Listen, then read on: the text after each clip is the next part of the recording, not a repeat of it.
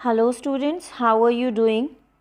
In today's video, we will do History Chapter 10, Traders, Kings and Pilgrims. I have divided this chapter into two parts. So in this video, I am going to explain the first part of Traders, Kings and Pilgrims.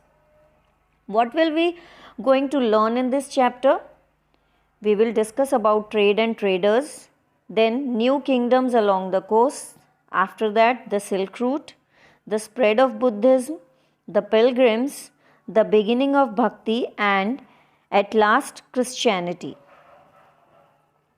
Now, what is trade? Buying and selling good is known as trade. The sellers usually make a good profit. That is how they earn a living. You can't make much profit if you sell stuff that people can get easily. So you have to sell the stuff which is not which cannot get easily. Exploring sea route. Even long ago, merchants were interested in making good profit like today. So they would bring the things from far away places to sell. For this, they explored several sea routes across the Arabian Sea. So merchants traveled across oceans, mountains, and desert. Mostly the traders often carry these goods from sea and land. What were the famous trading goods in South India? First is spices. Black gold.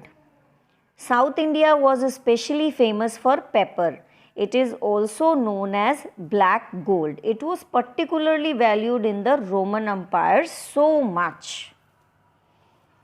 Second is gold, and third precious stones.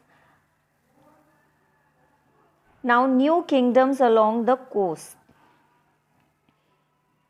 In this map you can easily see the blue boundaries near the coastal areas of India. This is the coastal line of India. Now, why were the kings interested in controlling the coastal towns? Where are most of the entry points in India? If you see this map, you can easily notice that the most of the entry points lies in our southern part of our India. These were the coastal towns where goods came or went out. There must have been warehouses, docks, ports and lots of trading in these towns. Where there is more business, there is more money. Where there is more money, people pay more taxes. So that is why the kings are interested in controlling the coastal towns. New kingdoms along the coasts. In addition to the trade, there were very fertile river valley near the coasts too. So in these places the farmers would get good crops and pay a lot of tax too. So all the powerful chiefs there wanted to control the coastal trade towns. That is because the chief who controlled these towns could collect a lot of tax money. All these kings had controlling centers near the coast as well as one inland. They demanded and received gifts from the people. Now, the kings must have used the money they collected for. First, they expend their money in military expeditions.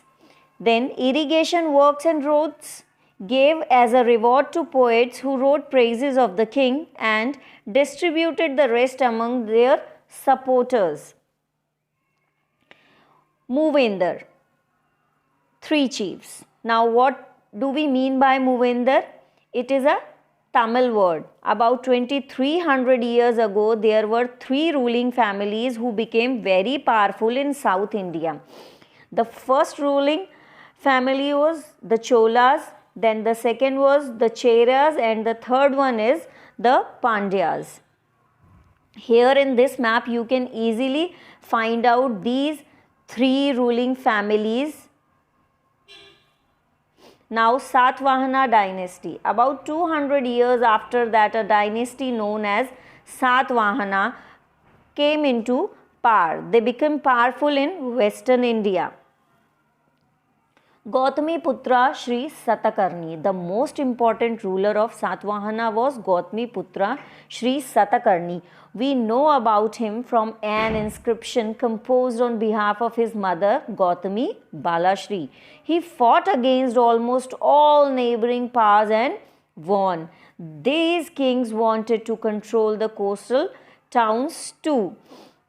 He and other Satvahana rulers were called Dakshinapatha, which means lords of the south. Coins of Gautami Putra Sri Satakarni.